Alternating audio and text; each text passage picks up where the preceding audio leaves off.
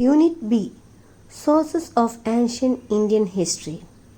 Sources are very important for the writings of history. The reliability of history is based upon the authenticity of sources. Ancient Indian history involved multi-dimensional activities. Ancient Indians were very active in politics, society, religion, economy, science, literature, arts. All this greatness had not been systematically and scientifically recorded. Colonial historians, as we have seen in imperialistic writing, utilitarian writing, and even you can tell as Christian missionaries. So, colonial historians blamed Indians that they lacked historical sense because the incidents of the ancient Indian history have not been scientifically recorded.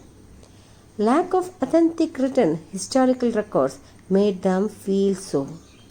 They also claimed that only ancient Greece and Romans had the correct knowledge of systematic recording of history through writing. Arab historian named Al-Baruni in his book Tarikh-i-Hind was on the opinion that Indians lacked historical sense and they are far behind in interpretation or explanation of historical facts. He also opined that Indians neglected dating the incident, and if an Indian were asked about the time and period of an incident, he or she starts narrating anecdote, means a short narrative or interesting story about the real or incident of a person, like that. So he tells that if anyone asked to an Indian about the time and the incident or the period of which what happened on that day, so they were starting on telling the stories. Dr. Fleet, an archaeologist, writes, Indians have not left any text which could be considered history.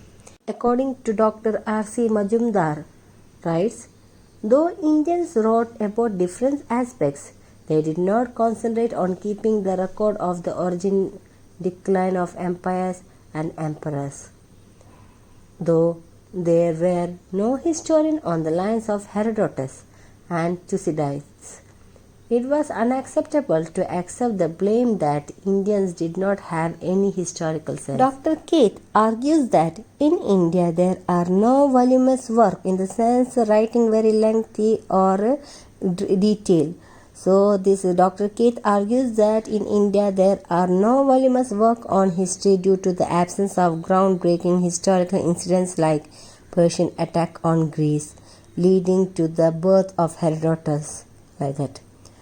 Indian historical sense cannot be compared with that of Greek and Roman writing, but there are many instances to prove that Indian approach towards the history.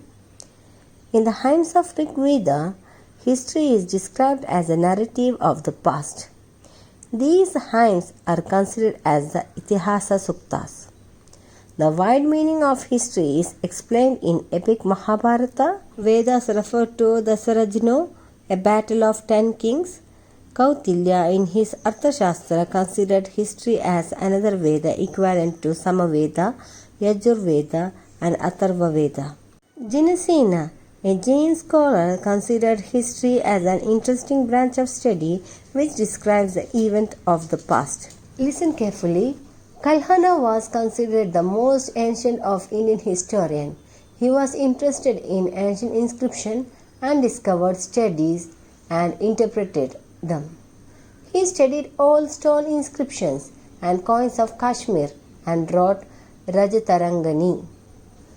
He wrote, a poet's appreciation is valuable. He tells that poet's appreciation is valuable, and this his language, in the sense this poet's language reveals the truth as a poet, is free from affection and hostility.